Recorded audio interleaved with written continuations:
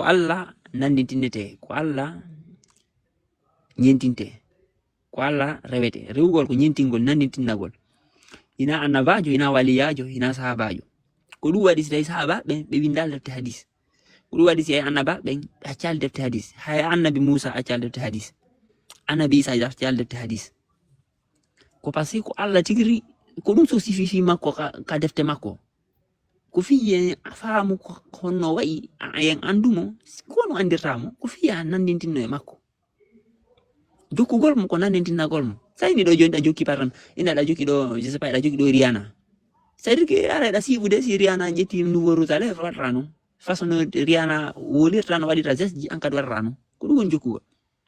donc Allah nandinɗo ɗen kamɓe folien ɗon noon kakaɓe wanno ka hakkille men que Allah koko wirni wata ko nandintinnade fami hina fiye yiwmo physiquement ni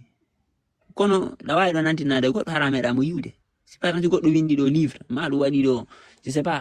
créé ɗo goɗɗum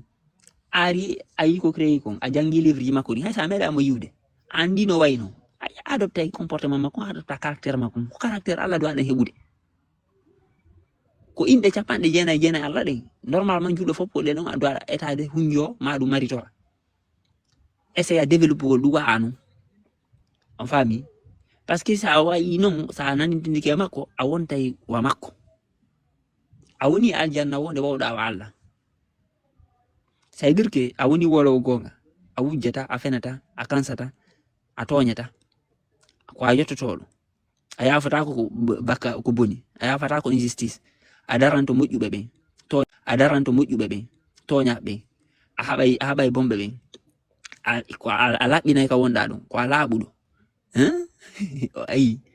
ko a selluɗo hakkille e ɓandu haray ala ko hulɗa parce que sanani ɗa huli sanani ɗa eji annama no ɓitti ko parce que no woodi ka fendaɗa no woodi ka janfiɗaɗa no woodi ka kansuɗaɗa no woodi ka somondinaɗa mawɓe ɓe law hari ko Allah ɓe ñentinta ko Allah ɓe nandintinnoto ñentingol Allah noon ko ɗon woni ko ɗum waɗi se culture mo ɓe développé culture mo parce que si Allah ni no laɓa selon mbaadi ma ɗin selon ka wurɗa ɗon an kadi etoɗa no labireɗa l' essentiel wondu laaɓuɗo etoɗa no labireɗa Allah ko jom gandal ko ɗum mawɓe ɓe har ko jokkoɓe gandal ko jomirawo gande wirniɗe kadi o jok mawɓe ɓe jokkano gande wirniɗe Allah ko jom puissance ko ɗum mawɓe ɓe jokkayno gande ɓe heɓa puissance ɓe ɗaɓɓayno doole oui Allah ko jom jawdi mawɓe ɓe har ɓe darani jawdi ɓe fijirta ɗum ayi ko Allah jeeyi leydi kamɓe kadi ɓe ɗaɓɓayno ɓe jeyira leydi oui voilà donc Allah ñentinte sa ñentini Allah plus ila ñentindemo plus a woni aljanna parce que Allah ko sécurise o oui ko contrôle kala hunde mo andi fi mayre hara hande kada woni sa woni environnement sécurisé a haɓay bomɓe ɓe ça veut dire que a accata bomɓe ka kawtal ma a haɓay ɓe ayi a ɓantay fi moƴƴuɓe ɓe ko a wallitotoɗo so tawi goɗɗo heeɓi accident kam mo goɗɗo heeɓi tana a wallitoto ko a laaɓuɗo a wolay gonga a essaye fewnugol jawdi ma ndi laaɓa donc ça veut dire que hoolare naata hakkude mo déjà hara mo ɓe hino andi Allah ko newaniɗo moƴƴuɓe ɓen sattuɗo e bomɓe ɓen mawɓe ɓen ko noon ɓe wawno sa ardi e teddugal hara ɓe newanima tellement sikka ɓeɗo ko aljanna sa ardi e bonki tawa ko jahannama